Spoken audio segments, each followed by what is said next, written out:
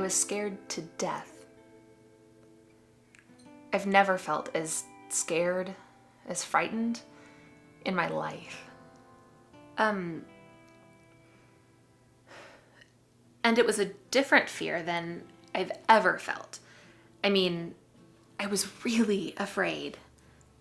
At a certain point, it dawned on us that they might try to attack the rows, the sororities and the fraternities, because they did do that during the Watts riots. And they went into the house where they smashed the windows. I don't know how we got this information, but somebody knew that. So that spread in the house real fast, and once we realized that, we started packing. We all packed a bag, and we'd all put on our tennis shoes. This was late in the evening, and we'd all sat in the hallways upstairs, very small hallways, and we said, oh, if they come to the front door, this is what we're gonna do. Many things I could tell you.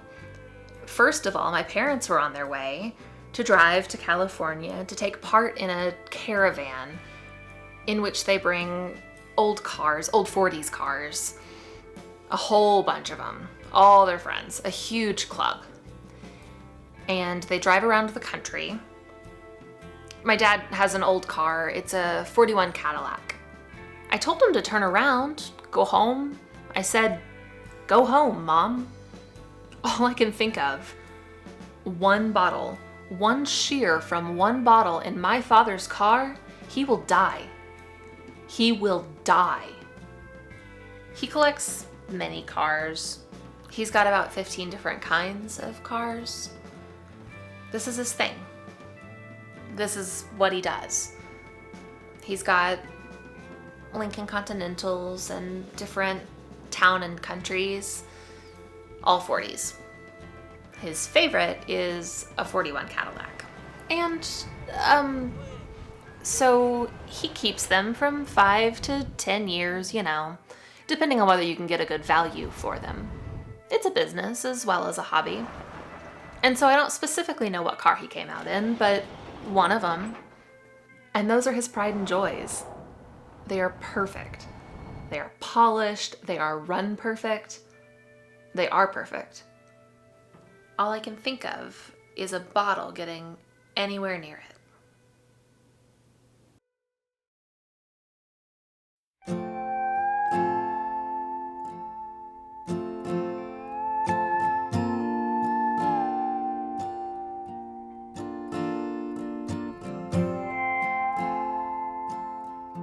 It was, still light because it didn't last for a very long time.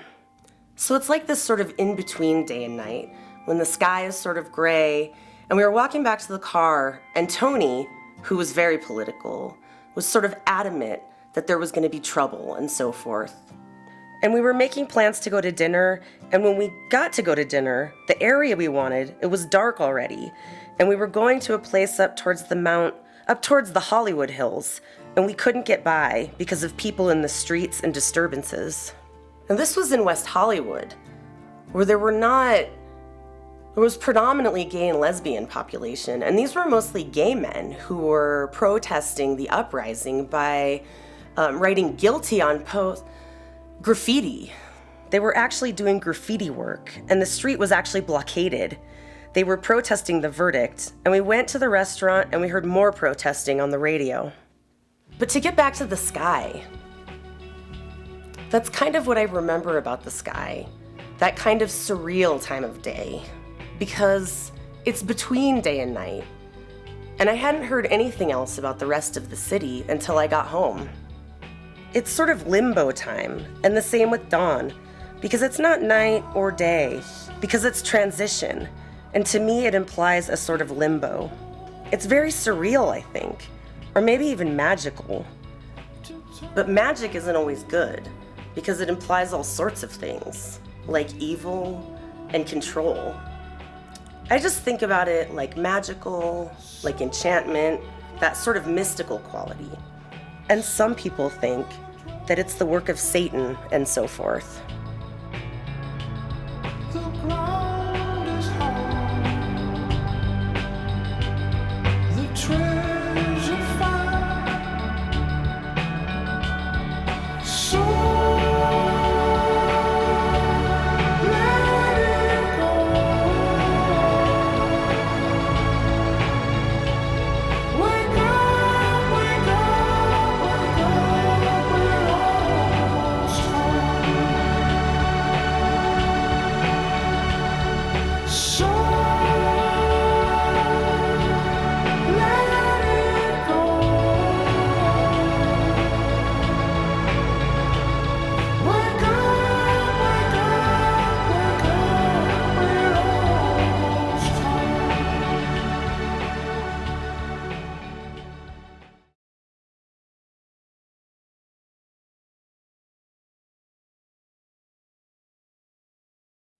So when Anna Devere Smith performed Twilight Los Angeles 1992 on stage, she played all the parts.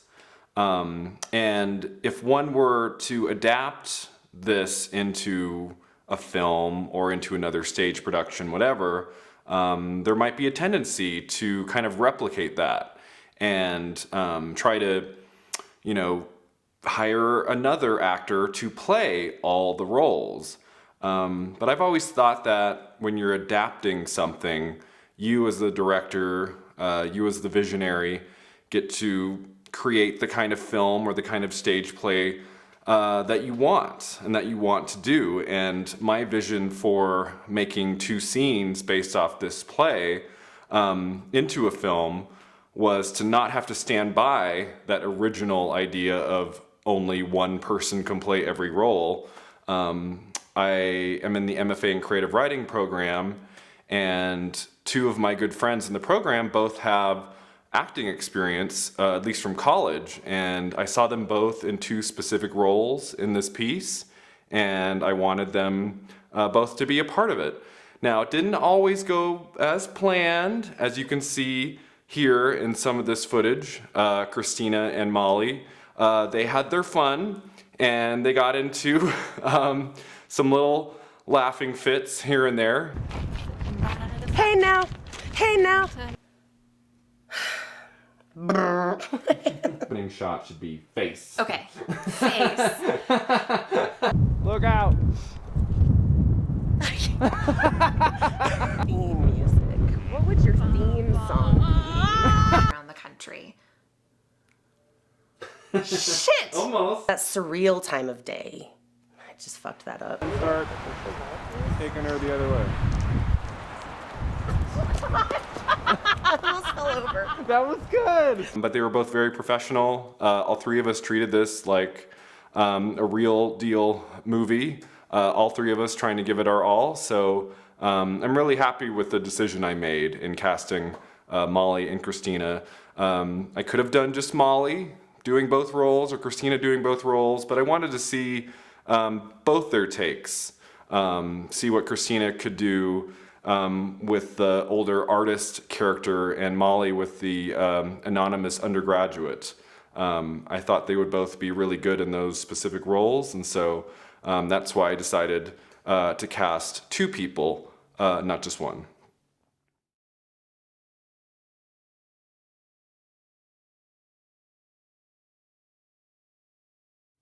That's also a very good question. Thanks for asking. So I've made many films over the years, and I've always experimented with black and white, color, a mix of the 2. I've made 2 or 3 documentaries in the past, and I've always been kind of pulled to using black and white in some regard in my documentaries. There's a starkness to it. There's a really great way that it can differentiate between moments in color.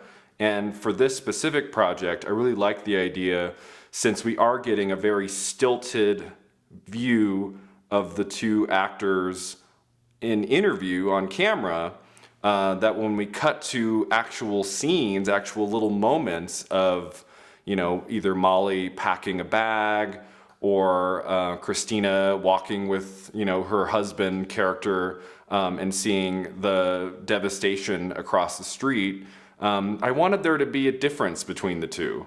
And I first experimented with maybe making the outside scenes in black and white, and then the scenes like in interview on camera in color. But what I ultimately decided to do was make the interview portions of the movie in black and white and the outside scenes in color. Because I think it makes the scene moments pop more when we see like the vivid color palette in those moments. And in the black and white, when we get very quiet and very serious, I think the black and white helps achieve a kind of like deeper emotion with what they're talking about that I don't think would be necessarily as effective in color.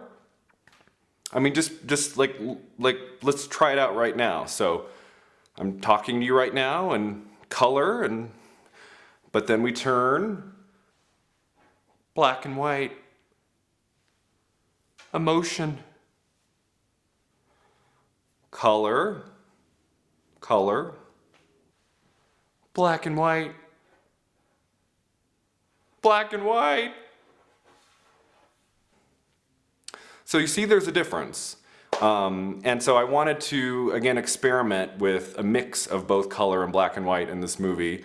And I'd love to hear what you all have to say, if it made any sort of like impact on you, the way I mixed the two in my movie.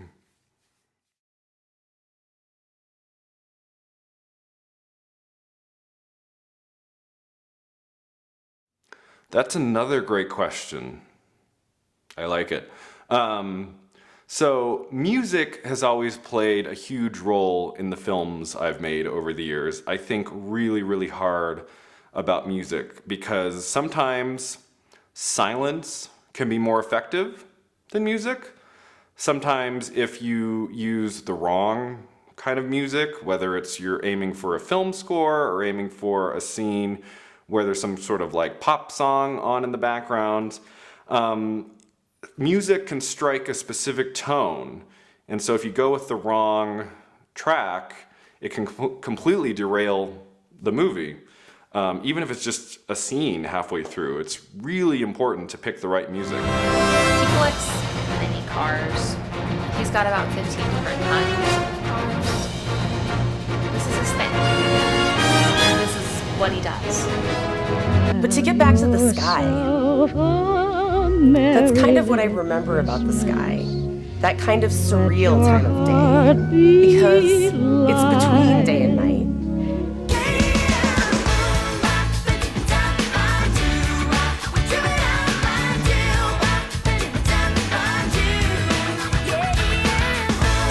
For this film, I picked 2 tracks from Willie Vlotton, who is an author. He wrote The Motel Life, as well as a book called Northline that came out a few years ago. And Willie Vlotton, along with another artist, they actually put together a little soundtrack to accompany his novel, Northline. And I think there's about 10 to 12 tracks. And I had that on my iTunes, and I listened to some of them and decided that they would fit perfectly with the tone and with the themes of this project. So I picked 2 tracks from that, and then the ending track of the film is from my all-time favorite artist, Moby. I've pulled tons of his music into many of my films in the past, and I thought his track that ends the film, I thought brought a lot of like really great power to the message of the movie, to what these 2 characters have gone through, to that final shot of the twilight period of the day. And so all 3 of these tracks, I think, add to the emotion of the movie, and don't detract from what the characters are saying, don't detract from, you know, the tone. As I said at the beginning, music is essential to any great film, whether it's a little 2-scener like this or a 2-hour feature film. Music is everything. And so I took great lengths into picking the right pieces for this, and I hope you like them. I can't wait to hear what everyone thinks about it. I hope you enjoyed my 2-scene film based on Anna Deavere Smith's amazing, amazing play, Twilight, Los Angeles, 1992. Thank you.